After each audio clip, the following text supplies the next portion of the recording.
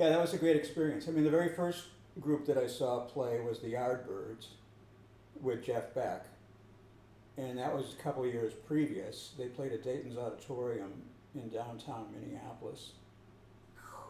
And I had just started, I'd been playing the guitar for a couple of years at that point, and I had gotten an electric guitar, and I had the Yardbirds record that had Mister You're a Better Man Than I. That was the solo that I was working on. So anyways, it was great to see Jeff Beck live.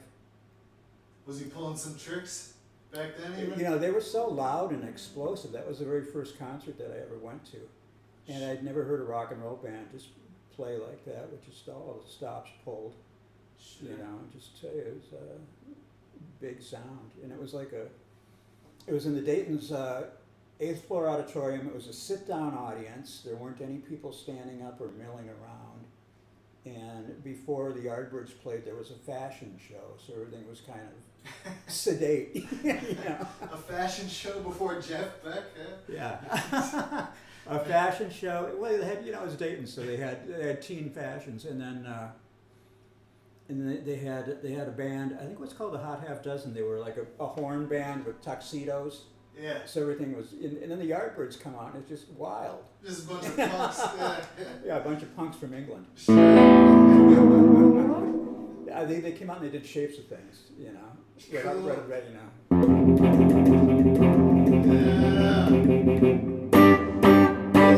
Yeah, so that was great. That was a great first band to see. And that was also, Jimmy Page was playing bass with the band at that time. Oh, wow. So, and that was, I later found out that was his very first gig in America. In Minneapolis. Yeah, that show was At Dayton's 8th floor. Yeah, that was his very first gig in America.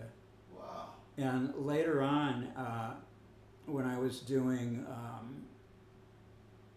some jobbing things. I was playing with a variety of bands. I ended up playing with this Hawaiian group. In 2000, I did some gigs with a guy named Johnny Pineapple. He was a friend of Tiny Tim's, and he played ukulele and sang. You know.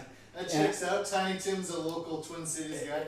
He was at that time, and so I had a lap steel guitar at the time, and he was looking for a lap steel player, and I thought, well, how hard can this be, you know? So I put tape on the neck, so I knew where all the chords were, and played lap steel behind him in his group. And we were talking about shows that we had seen when we were younger, and he mentioned to me that he had seen the Yardbirds, the same show that I went to, and that he had pictures from the show. And so he eventually let me make a scan of, he had one picture of the Yardbirds on stage, which was a little bit blurry, and then he had another really good picture of Jimmy Page standing up on the Dayton's parking ramp, up on the roof. And I put that on the internet. I think I put it on a blog site I had at the time, and Jimmy Page's webmaster saw it and wanted to use it for his webpage.